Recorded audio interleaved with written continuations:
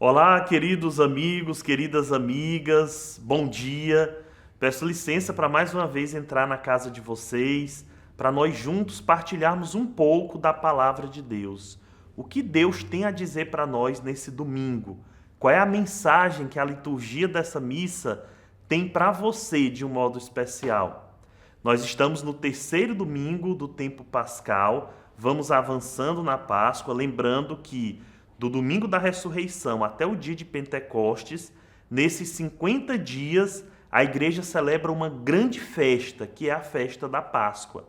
E nesse terceiro domingo, nós temos uma leitura muito bonita, nós temos uma das passagens mais bonitas, mais belas da Sagrada Escritura, que é a passagem dos discípulos de Emaús.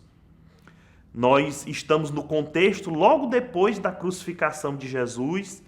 Jesus acaba de morrer, muitas pessoas colocaram toda a sua esperança, colocaram toda a sua vida, muitos deixaram emprego, deixaram família para seguir Jesus e apostaram que Jesus seria o seu libertador. Mas acontece que nós sabemos como tudo aconteceu e estava tudo nos planos de Deus, como Jesus foi entregue nas mãos dos homens, como os sumos sacerdotes, os fariseus planejaram a morte de Jesus e como ele morreu daquela forma violenta, crucificado. Depois da sua crucificação, Jesus foi sepultado.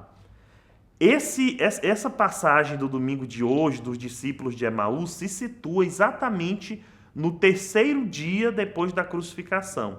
O terceiro dia depois que Jesus foi sepultado. 3 dias era o limite que se dava para uma morte ser revestida, de acordo com a tradição dos judeus. Depois de 3 dias não tinha mais jeito, realmente era o fim de tudo. Então, os discípulos ainda ficaram ali por Jerusalém, esperando o primeiro dia, o segundo dia, mas no terceiro dia não lhes restava mais esperança. Então, eles tomam o caminho rumo a Emaús.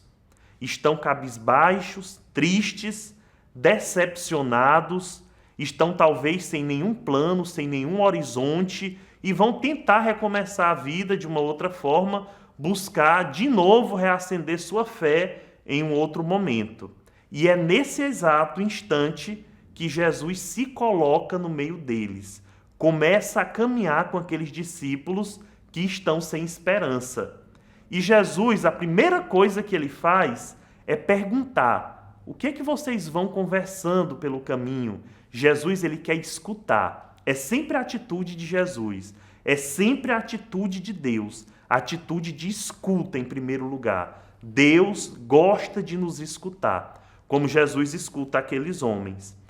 Tem um detalhe aqui muito interessante colocado por São Lucas, que nós não podemos deixar passar despercebido. São Lucas diz que o nome de um daqueles 2 discípulos é Cleofas. Ele se chamava Cleofas, o nome de um dos 2 discípulos de Emaús.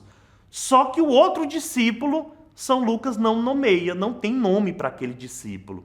E talvez a intenção de São Lucas seja exatamente para que o nome desse discípulo seja o seu nome, seja o meu nome.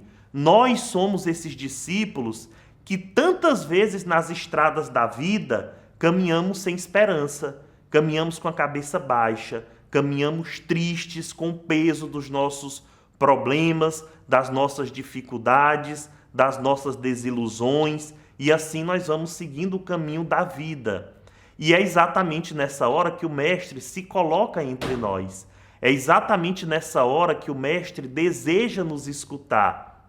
E aí ele tenta nos revelar, como ele tentou revelar aos discípulos de Emaús, que muitas coisas são necessárias que aconteçam na nossa vida para que o plano de Deus se complete. Jesus tentou explicar para aqueles discípulos que desde o início da Sagrada Escritura, aquilo que aconteceu com ele já estava descrito. Por exemplo, talvez ele tenha falado do sacrifício quando Abraão subiu a montanha para sacrificar Isaque, e ele encontrou ali um cordeiro amarrado, e o anjo de Deus mandou que Abraão sacrificasse o cordeiro no lugar de Isaque. Isaque é a humanidade. Aquele cordeiro que é sacrificado no lugar de Isaque é uma prefiguração de Jesus. Da mesma forma que aquele cordeiro que foi morto no Egito para livrar as pessoas do anjo da morte, também é uma prefiguração de Jesus. Da mesma forma que aquele servo sofredor presente no livro do profeta Isaías, que se entrega de maneira livre, é uma prefiguração de Jesus. Então, Jesus começa a explicar toda a Escritura, passando pelos profetas, como tudo aquilo deveria acontecer. E então, a inteligência dos discípulos começa a se abrir. Eles começam a enxergar com outros olhos. E aí Jesus, como ele tantas vezes faz na nossa vida, eles chegam já mais ou menos no lugar onde os discípulos passariam a noite em Emaús. Jesus finge que vai adiante e os discípulos dizem aquela frase que nós devemos repetir todos os dias da nossa vida. Fica conosco, Senhor. Fica conosco, Senhor.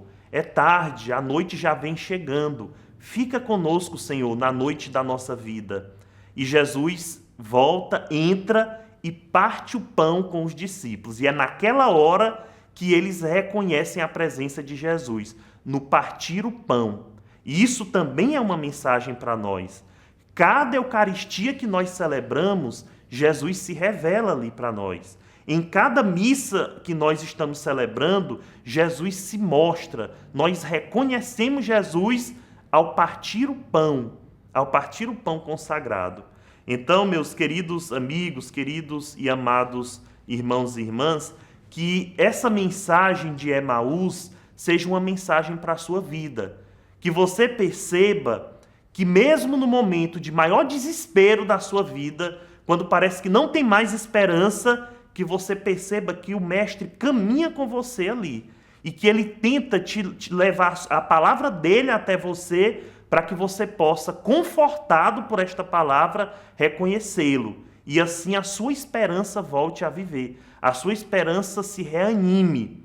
Que você nunca esqueça que a Eucaristia é o lugar por excelência onde Jesus se revela. Que quando ele parte o pão, os nossos olhos se abrem e nós podemos perceber a presença viva, ressuscitada de Jesus Cristo entre nós. Tenham todos uma excelente semana e que nós possamos caminhar, não mais no caminho de Emaús, mas no caminho da nossa vida com a presença de Jesus ressuscitado.